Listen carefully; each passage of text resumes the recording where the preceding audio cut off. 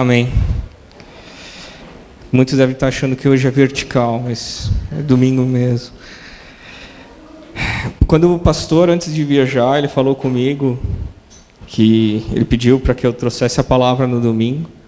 Confesso que na hora que ele falou, eu senti um negócio diferente no meu peito. Depois eu fui descobrir que eu estava tendo um infarto. Mas, misericórdia.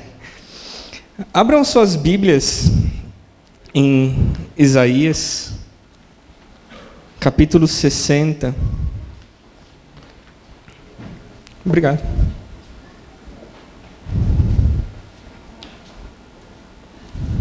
Isaías, capítulo 60. Trouxe uma Bíblia gigante de domingo para poder ler. Se coloca em pé, se você achar. Isaías capítulo 60, o versículo 1 e o 2. Na minha Bíblia diz assim: levanta-te, resplandece, porque vem a tua luz, e a glória do Senhor nasce sobre ti. Porque eis que as trevas cobrem a terra, e a escuridão os povos, mas sobre ti aparece resplandecente o Senhor, e a sua glória se vê sobre ti. Mais uma vez, curva a sua cabeça, fecha os teus olhos,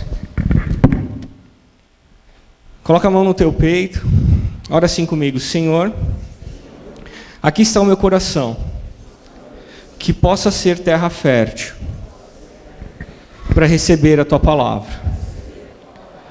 Me desafia, me confronta, me conforta e me transforma, em nome de Jesus. Amém. Pedir para que Deus faça mais um milagre. Ele já usou uma mula para falar, que Ele use um burro hoje, essa noite, para falar, como um canal. Sabe, a minha sogra, todo final de ano, ela sempre resolve dar um presente para a família inteira. E todo ano ela dá alguma coisa completamente diferente, e são presentes muito bons, bem legais. Por exemplo, no ano passado ela deu um seguro de vida para mim. Bem coisa de sogra, porque para usar, e quem fica com o dinheiro é a filha dela. E esse ano ela quis fazer algo bem diferente, ela quis surpreender. E ela disse que ia ser uma viagem surpresa. A gente não sabia para onde que seria o lugar que a gente iria. E foi no final de semana passado. E foi engraçado ver a reação principalmente da Neucia, minha esposa, porque, como eu comentei aqui, nós temos 2 filhos pequenos. Então ela ficava desesperada. Para onde que a gente vai? O que eu levo? Será que vai fazer frio? Será que vai fazer calor? Será que eu levo roupa a mais? Eu levo roupa a menos? Quanto de mala que eu vou levar? E a minha sogra não falava nada, absolutamente nada. A única coisa que ela falou é: levem repelente. Beleza, a gente comprou um estoque de repelente. E eu pensei: repelente, praia. Óbvio, deve ser praia ou um lugar que tenha rio, lagoa, alguma coisa assim, né? Então tá, chegou o dia da viagem, eu, bermudão, vamos lá para a praia. E a viagem era para Rio Natal. Era para comer pirogue em Rio Natal, legal. Um frio absurdo, domingo passado estava frio, e eu de bermuda. E a Neuci com um monte de bagagem, porque ela tinha que estar preparada para tudo. E levando isso para o mundo espiritual, eu comecei a analisar essa viagem e às vezes a gente faz a mesma coisa com o mundo espiritual. A gente ou se prepara, ou que nem eu, vai de bermuda para o que der e vier e não se prepara. E a partir do momento em que você aceita Jesus, queira ou não, você se alista para uma guerra. E essa guerra está acontecendo direto no mundo espiritual. E você está no meio dela. Então, se você não se preparar, você pode enfrentar os problemas. E se você se preparar, bom, você está preparado, pode dar o que vier. E quanto a isso, Deus me falou muito esse ano sobre, estar preparado, e outro, que o lugar onde que você está trabalhando ou estudando não é por acaso. Você está ali por um propósito. Você está ali por uma missão. E você está preparado para essa missão? Sabe, a Bíblia conta várias histórias. E sobre isso, sobre exercer influência no lugar onde que você está, e sobre batalhar nessa guerra no mundo espiritual. Uma história em particular que me tocou bastante, que eu quero compartilhar com vocês, é a história de Esther. Uma história que eu gosto muito. Eu vou tentar, não vou ler aqui, eu vou tentar resumir os 10 capítulos, vou ver se o tempo permite, na NTLH, que é a nova tradução da linguagem do Henry, é a maneira como que eu entendo a história. E o livro de Esther, ele começa falando que, na época, Judá, ele estava escravizado pela Pérsia, pelo reinado da Pérsia, e começa contando sobre o rei da Pérsia, sobre Xerxes. E ele tinha acabado de se divorciar, e na primeira reunião que ele estava lá com os assessores dele, no meio do congresso lá, ele estava meio abalado por causa que tinha acabado de passar por um divórcio, e depois da reunião geral, um dos assessores tentou levantar a moral do rei e falou: olha, então, a minha vizinha tem uma prima que ela está solteira, e sempre quando o papo começa assim, você sabe que não dá muito certo, né? Daí já cortar. Só que um outro falou assim: ei, eu tenho uma ideia genial. Eu assisto muito o MasterChef, é um programa que eu acho muito legal, muito bacana, e é um reality show, hoje está na moda. A gente poderia fazer isso, fazer um reality show. A gente faz um reality show, contrata um monte de modelo, faz uma seletiva, as garotas mais bonitas do reino, e durante todo o processo você escolhe uma para você casar. O rei olhou aquilo e falou: genial, vamos fazer isso. E foi a garota fantástica da Pérsia. Eles fizeram lá processo seletivo em todas as partes do reinado. E nisso, num distrito de Suzã, tinha uma menina judia, muito bonita, chamada Esther, onde que o livro conta a história dela. E Esther, ela era órfã e ela foi criada pelo primo dela. E o primo dela era funcionário público, o nome dele era Mordecai, e ele falou: olha, você é bonita, vai lá, se inscreve, participa. O máximo que pode acontecer é você vir para casa com um kit da Mary Kay. Mas tá ali, não custa nada tentar. Bem, ela entrou, foi selecionada, e começou ali o processo seletivo, e daí começou o reality show. E nisso, cada eliminação, Mordecai, funcionário público, ele ia lá assistir, né, o processo na frente da casa, com a camisa time Esther, torcendo para ela. E a Esther ia avançando cada vez mais, não era eliminada. E cada entrevista que davam lá, com o pessoal que saía da casa, estava o Mordecai lá atrás, abanando com a camisa de Esther. Uhul! E numa dessa que ele estava lá, enquanto estava tendo uma entrevista, ele percebe um burbúrio.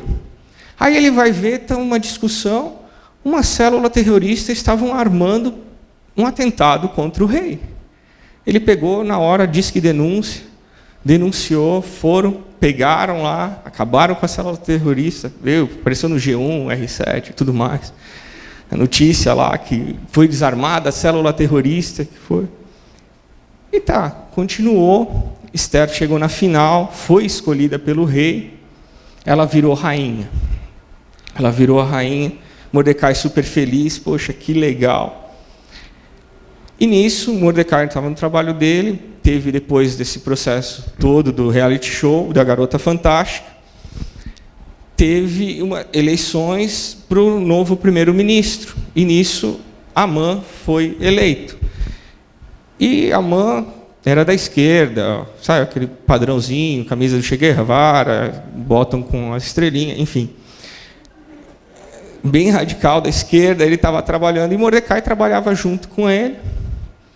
Só que daí Amã, logo um dos primeiros atos era que toda vez que ele fosse entrar lá no palácio do rei, todo mundo tinha que curvar a cabeça na frente dele, na autoridade. E quando ele entrava, todo mundo abaixava a cabeça, mas Mordecai não abaixava. E aquilo chamou a atenção de Amã. Ele falou, por que toda vez que eu entro, todo mundo abaixa a cabeça e ele não? Nem vermelho ele usa. Que história é essa? Aí falaram, olha, é que o Mordecai, ele é judeu. Segundo a cultura deles, esquece, eles não vão fazer isso. O máximo que eles vão fazer é te vender alguma coisa, mas eles não vão abaixar a cabeça para você. Aí Amã ficou furioso. Passou o tempo, outro dia Amã chegou na cozinha, abriu a geladeira, descobriu que comeram o iogurte dele. E foi Mordecai. E justo de coco. Sabe, né, que vem só 2.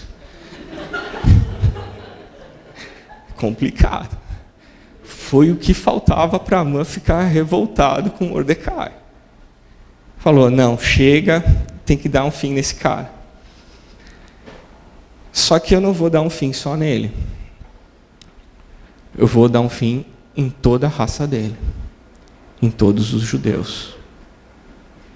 Aí Amã começa a tramar e ele monta uma lei para que todos os judeus fossem exterminados. Mas ele fez um jogo de palavras, ele não colocou lá a lei, vamos eliminar o judaísmo. Era uma lei com nomes diferentes, que não chamava tanta atenção. E essa lei passou, chegou nas mãos do rei, e o rei aprovou. Então o rei já tinha dado o aval, já tinha dado o selo dele, já tinha assinado, tinha virado realmente lei. Num dia que a Bíblia fala Purim, não sei o que, não lembro agora a data, os judeus seriam exterminados. O governo tinha total autorização para fuzilar os judeus. Nisso, Mordecai estava no trabalho dele, lá além do diário oficial, e essa lei chamou a atenção dele. Ele começou a ler, começou a prestar mais atenção, pesquisar e mais a fundo, descobriu o que era e ficou horrorizado. E ele chegou e falou, não, isso não pode ficar assim.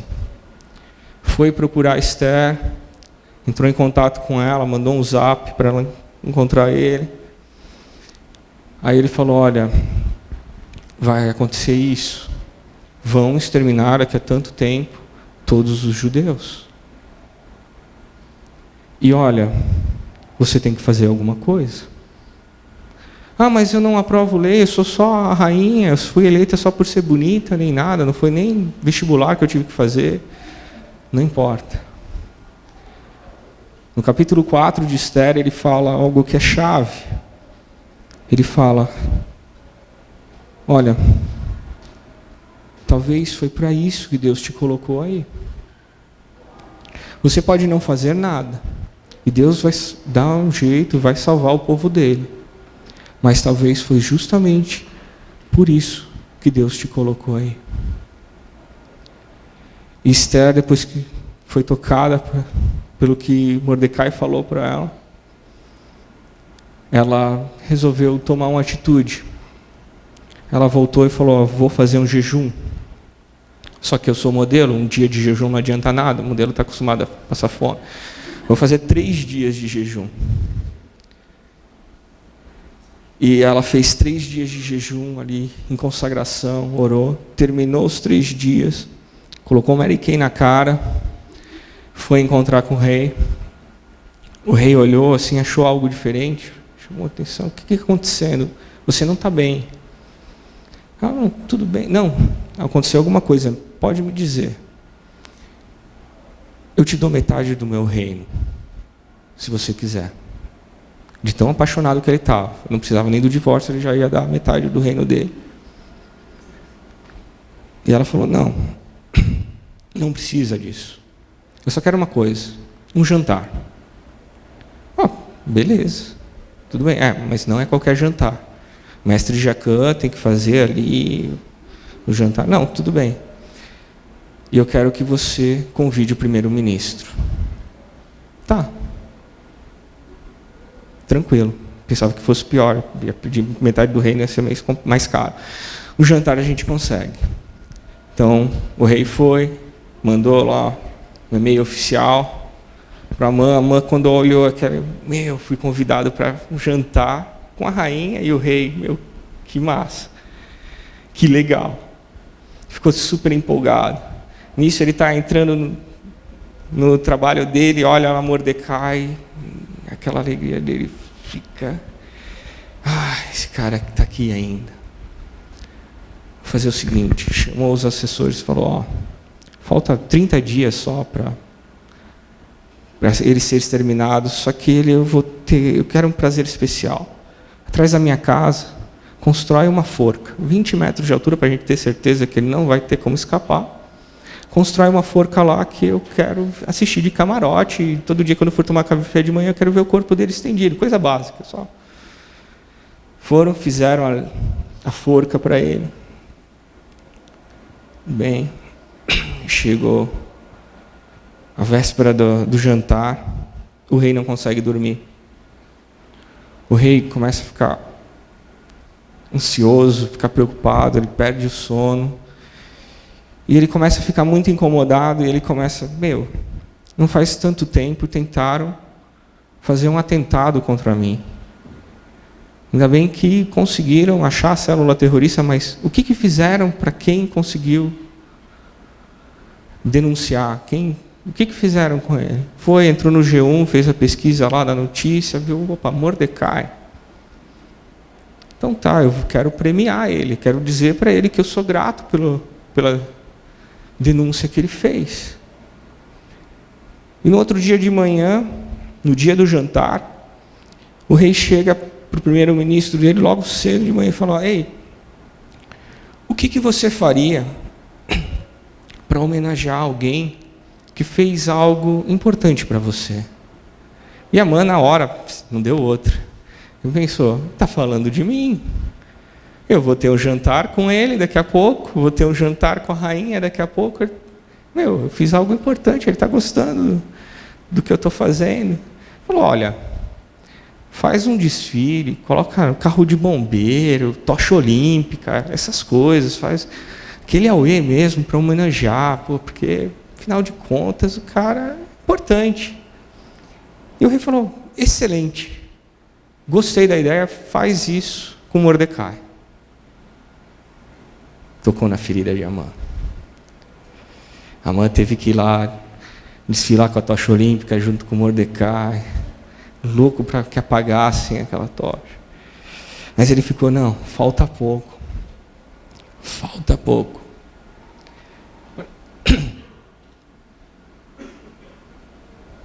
Para eu acabar com todos os judeus, então, não tem problema, vamos lá. Chegou a noite do jantar. Ele chegou lá, sentou junto com o rei, com a rainha. E nisso o rei olha para a rainha e fala, eu te dei o jantar que você queria, mas ainda não está bem. O rei perdeu a oportunidade de ficar quieto, porque quando a mulher está com essa cara, tu não fica provocando, não fica perguntando, porque pode responder, mas enfim. O que aconteceu? Eu te dou metade do meu reino. Ou seja, ele não valorizava o reino dele, que ele estava sempre oferecendo, mas eu te dou metade do meu reino. E Esther falou, olha, foi aprovada uma lei que vai matar toda a minha raça, inclusive eu. O rei ficou em choque. Como assim? Você mesmo que aprovou essa lei. E o rei em choque, tentando entender, aí que começou as coisas a ficarem mais claras dele, mas quem formulou essa lei? E ela, você está jantando com ele. Foi Amã. O rei fica revoltado com aquilo, manda na hora prenderem Amã. Quando estão prendendo, Amã desesperado, tentando pedir pela vida dele, pedir perdão. O rei, não tem jeito, você vai morrer. Foi condenado à morte. Quando estavam levando ele, o rei descobre que ele tinha preparado uma forca ainda para matar o primo da rainha. E ele, é nessa mesma forca que ele vai ser enforcado. E levam Amã, matam ele lá naquela forca que ele mesmo construiu. Mas Esther fala, tá, mas e a lei? O rei fala, eu assinei, não posso voltar atrás. Não tem como voltar atrás. O que eu posso fazer é o seguinte, eu dar total apoio para que vocês possam revidar. Vocês têm autorização para revidar, para contra-atacar. E foi isso, o povo judeu se reuniu, se prepararam, mas aconteceu que eles nem precisaram guerrear no primeiro dia. No segundo dia eles guerrearam, mas eles saíram vitoriosos e não foram exterminados. O detalhe nessa história é que, se esse plano tivesse dado certo, se os judeus tivessem sido exterminados, na linhagem que se continuou de Esther, veio o Salvador. Veio Jesus Cristo. Para você entender o quão maligno era esse plano de exterminar naquele momento aquela linhagem especificamente. Porque terminando aquela linhagem, não nasceria o Salvador. Sabe, como eu falei no começo, nós estamos em guerra. Nós estamos em guerra. E esses planos para eliminar não só o Salvador, mas como o povo de Deus, existem cada vez mais forte. Hoje vivemos um tempo onde que está inserido uma coisa chamada marxismo cultural. Para te explicar um pouco do marxismo cultural, eu vou te explicar levemente sobre Karl Marx, o criador do marxismo, e o que é esse marxismo cultural. Karl Marx, no início da Revolução Industrial, ele criou uma doutrina, uma ideologia, onde que os trabalhadores eles eram oprimidos. Então, o proletariado era oprimido pela classe burguesa. E para que isso acontecesse, para que o povo tivesse paz, a classe trabalhadora teria que tomar o poder à força. E essa tomada de poder não era simplesmente tomar só uma questão política ou econômica. Era uma questão política, econômica, social, ideológica e religiosa. Então era muito mais amplo do que uma simples tomada política. O Karl Marx, ele declarava que o objetivo da vida dele era destronar a Deus e destruir o capitalismo. Ele dizia que a religião, especificamente, principalmente o cristianismo, era o ópio da sociedade e precisava ser exterminado. Claro que na tentativa dele, do que ele criou, que foi o Manifesto Comunista, que já existia o plano socialista na época, mas tomou força com as ideologias, com a doutrina dele, veio o comunismo, mas é um plano que não deu certo na parte ocidental, deu mais certo na parte oriental do planeta, por causa da cultura do povo ocidental, a cultura judaica cristã. Karl Marx, como parafraseando Iago Martins, um teólogo, ele diz que até aí o plano ia fracassar mesmo, não ia dar certo, e a gente só ia se lembrar de Karl Marx em livros. As faculdades iriam ensinar, não iam doutrinar. Porque existia um cara depois, chamado Antônio Gramsci.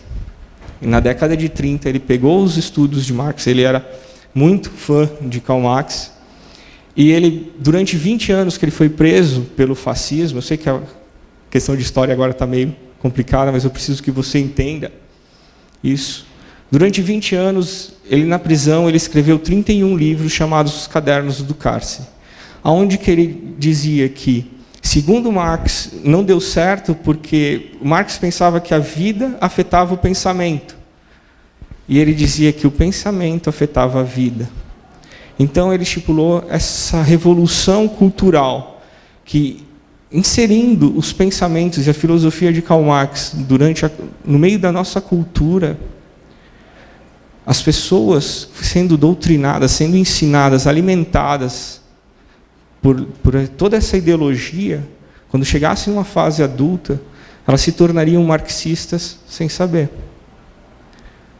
A revolução não seria mais armada, a revolução seria voluntária. E a partir desses estudos de Gramsci, começou, no meio da nossa cultura, a sermos alimentados pelas ideias de Karl Marx. Tem um livro, que eu vou fazer umas pequenas citações aqui, que foi escrito na década de 50, sobre um agente do FBI, que começou a investigar sobre a influência do comunismo nos Estados Unidos, e ele descobriu que, a partir dos ensinos de Gramsci, os comunistas, eles se reuniram e estipularam 45 metas para serem inseridos esses ensinamentos na nossa sociedade. Eu não vou ler as 45, eu vou ler só algumas. Eu vou ler exatamente como está escrito no livro, que a partir de 1958 iam colocar em prática. Por exemplo, a 17ª meta diz que é tomar o controle das escolas e usá-las como meios de transmissão para o socialismo.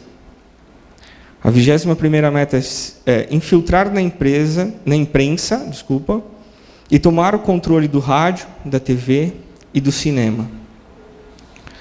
A 24ª meta é eliminar todas as leis que regem a obscenidade, chamando-as de censura, uma violação da liberdade de expressão e de imprensa. A 25ª meta, quebrar os padrões culturais de moralidade, promovendo pornografia em livros, revistas, filmes e televisão.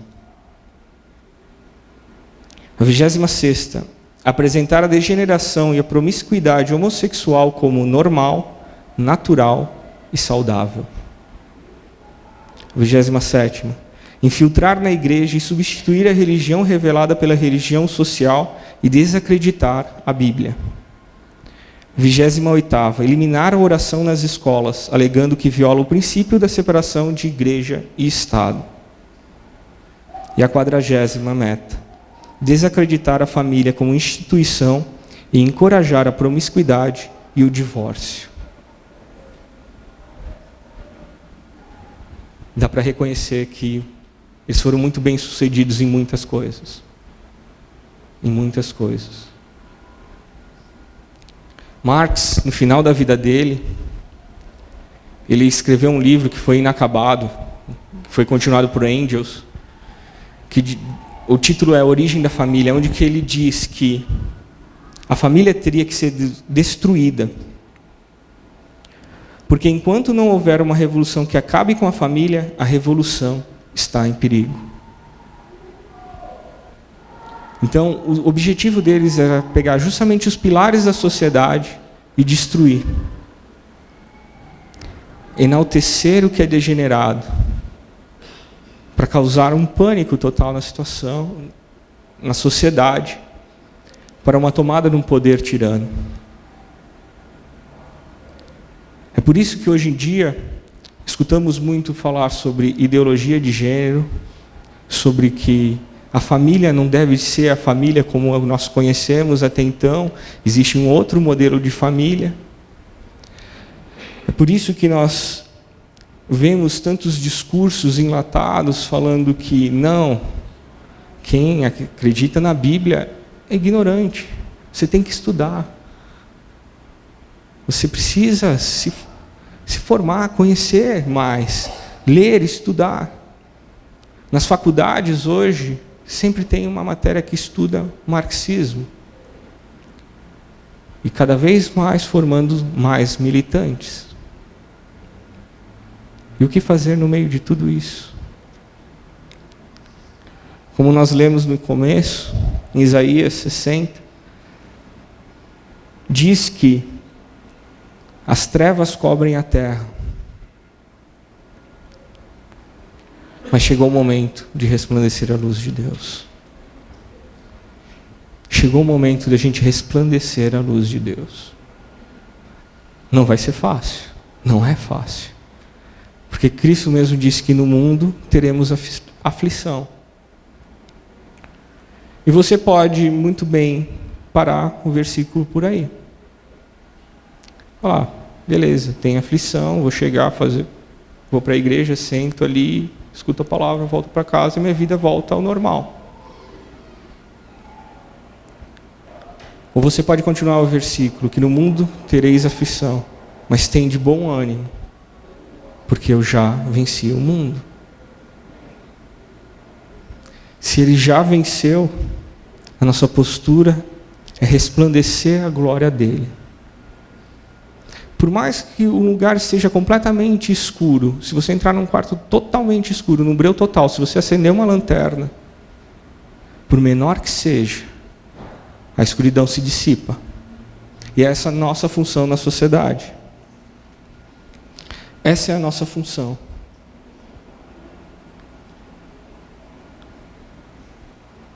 Tá.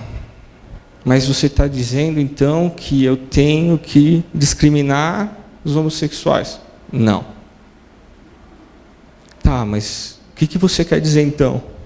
Que você deve amar. Você deve apresentar o amor de Cristo. Porque, inclusive, eles estão sendo usados como massa de manobra. Por toda essa questão de ideologia do gênero, onde que essa minoria levanta a bandeira realmente, achando que vai ser de benefício para eles, mas não vai ser.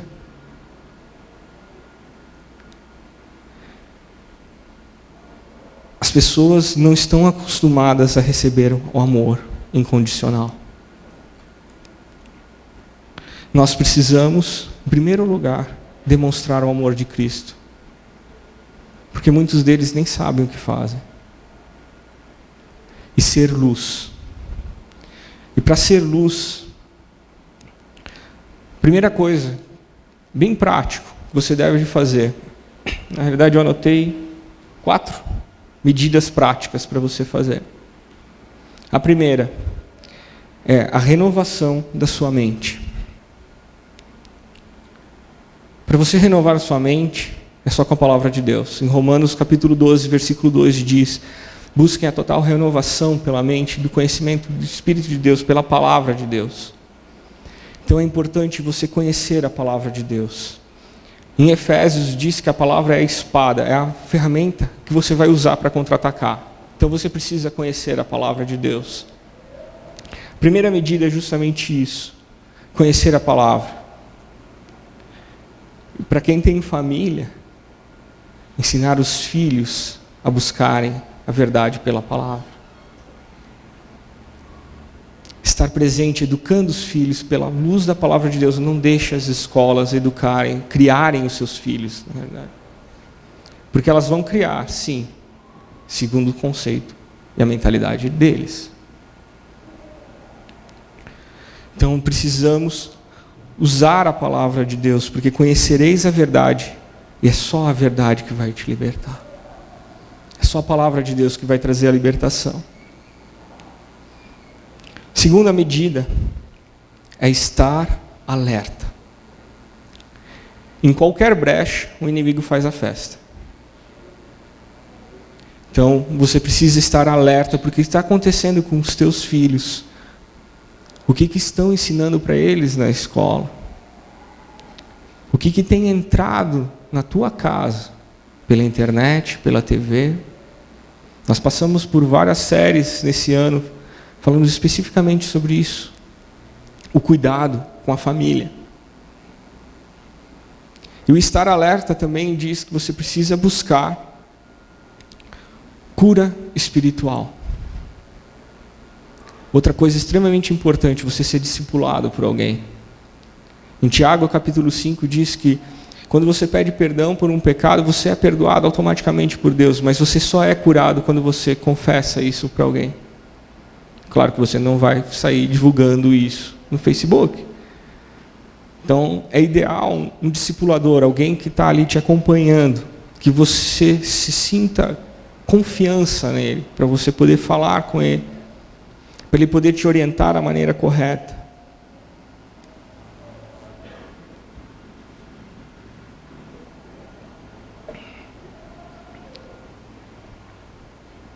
E o próximo passo é fazer o que Esther fez quando ela ficou sabendo do plano contra o povo dela: jejum e oração. Precisamos jejuar e orar.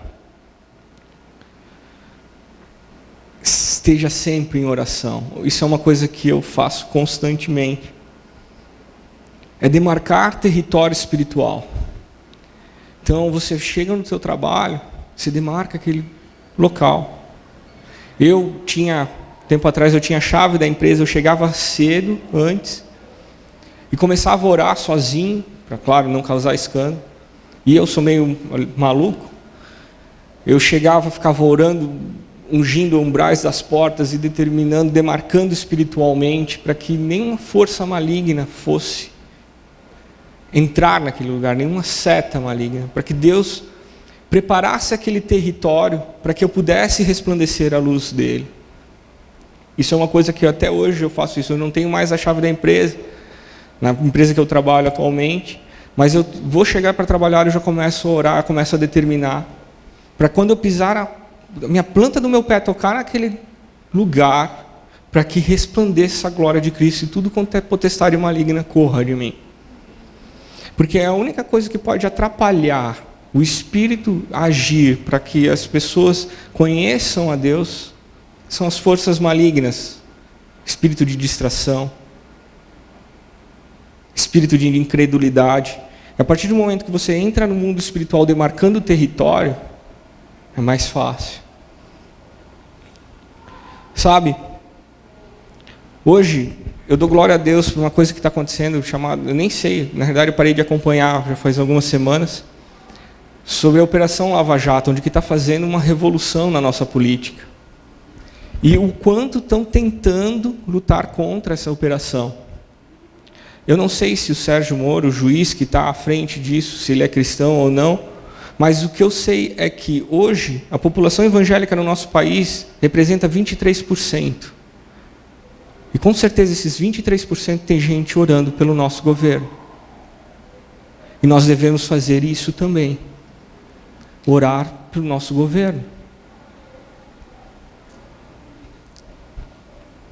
A corrupção é um câncer no nosso país. E esse câncer só vai sair por jejum, oração e ação também. Então você começa a exercer a sua influência no mundo espiritual. Em 1 Timóteo capítulo 2, versículo 2 diz: orem pelos reis e por todos os outros que têm autoridade, para que possamos viver uma vida calma e pacífica, com dedicação a Deus e respeito aos outros. Ore. Ore pelos nossos governantes. Ore pelos políticos. Ore para que Deus levante homens de testemunho, principalmente. Homens fiéis à palavra de Deus. Sabe? Tem a bancada evangélica na nossa política, muitos não dão testemunho, mas muitas dessas coisas estão sendo barradas graças a essa bancada evangélica. Ainda muita coisa é filtrada por eles. E que Deus levante mais homens na política. Ore, para que Deus levante educadores e professores cheios do Espírito Santo.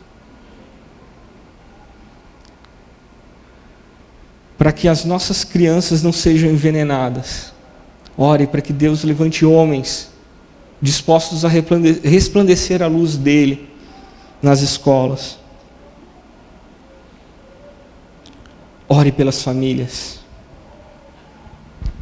Pela sua família. Pelas famílias que estão ao seu redor. Ore. Comece a resplandecendo a luz no mundo espiritual em oração, de joelho no chão mesmo. Outra medida, fale de Jesus. O ide é para todo mundo. Ide até os confins da terra e pregai o evangelho. Não é só para missionário. É para todos.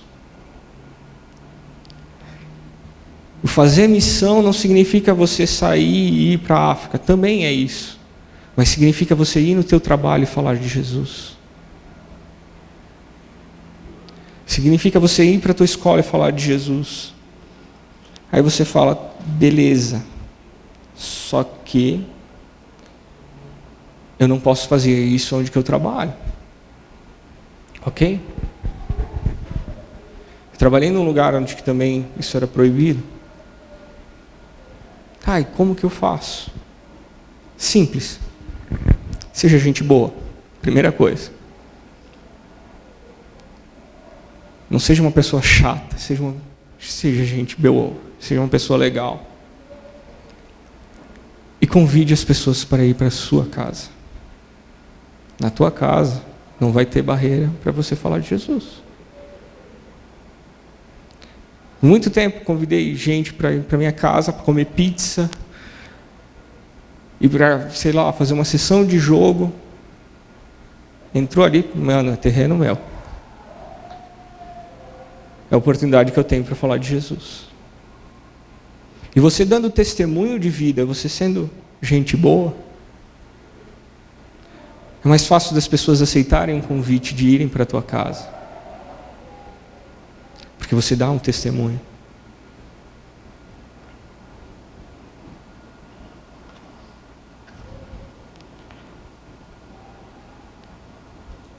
E o último ponto.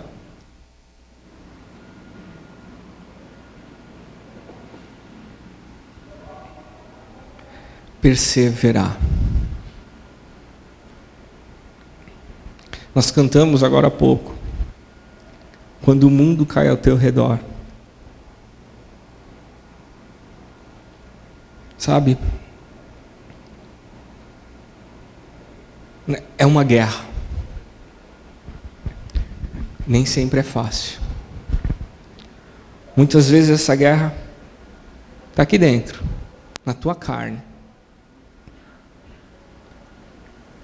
Conforme vão aparecendo as escuridões, conforme vão aparecendo a pressão, tua carne muitas vezes vai querer gritar. Não é fácil, mas continue, persevere. Em Hebreus capítulo 10, versículo 36 diz, vocês precisam ter paciência para poder fazer a vontade de Deus e receber o que Ele promete. Uma grande vantagem é que você está no time que já ganhou. Já ganhou. Isso é fato, decretado, ponto final. Já ganhou. Por mais que se levante contra aquele discurso de perdedor. Aquele menino que, não, a bola é minha, eu paro quando eu quero. Mas não é assim.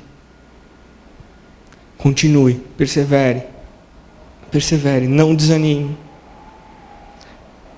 Seja luz no seu trabalho, seja luz onde você está. Continue. Aí você fala, mas beleza.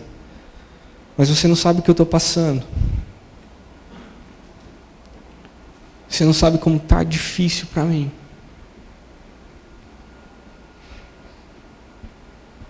Ninguém falou que era fácil. Você pode estar falando, poxa, como que eu vou ser luz no meu lugar de trabalho? Se eu nem trabalhando eu estou. Se eu tenho um diploma superior, tenho pós-graduação, mas eu tenho que fazer uns bicos para lavar um carro para conseguir sobreviver. Está difícil. Persevere, continue.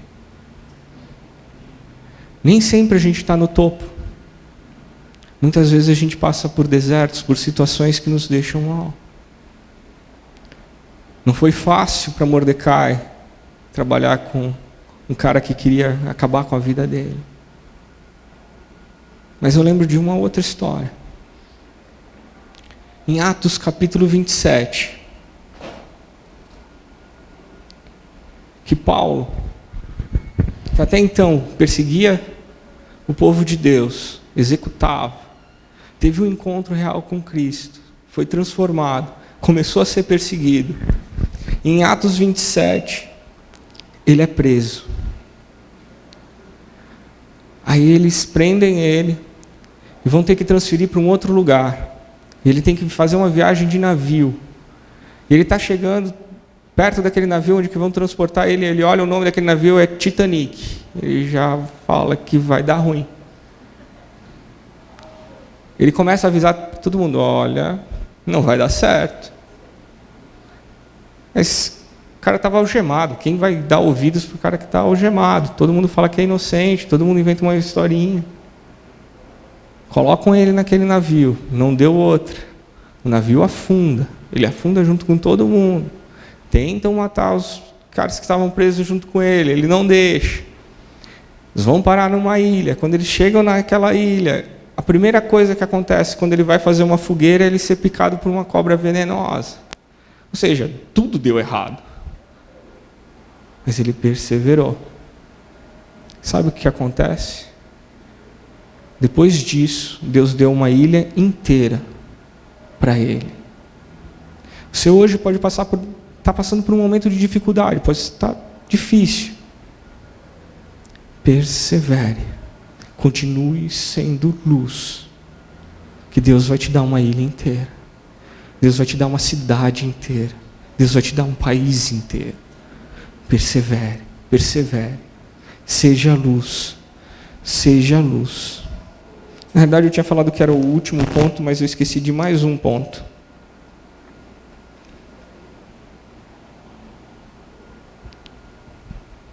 É uma guerra espiritual. Não é contra a carne, nem contra o sangue. O que você precisa mesmo para ser luz, seguindo, claro, esses pontos, é ser cheio do Espírito Santo. Em Zacarias capítulo 4, versículo 6 diz: tudo que não é contra a força, mas é pelo Espírito de Deus. Esteja sempre cheio do Espírito Santo. Busque cada vez mais ser cheio desse Espírito Santo. Você buscando isso, é a luz justamente que vai resplandecer aonde que você estiver. Onde que vai abençoar o lugar onde que você entrar. Onde que as pessoas vão notar que você tem alguma coisa diferente e elas não sabem o que é. E quanto mais cheios do Espírito Santo, as pessoas vão te procurar. Porque você é luz. Você resplandece o Espírito Santo. Para finalizar, eu gostaria de fazer um apelo agora. Na realidade, 2. O primeiro apelo é, se você ainda não aceitou a Jesus como seu único e suficiente Salvador, é o momento de mudar a tua vida inteira agora. Claro que eu falei de guerra, mas enfim, é o momento de você se alistar para essa guerra. E o segundo apelo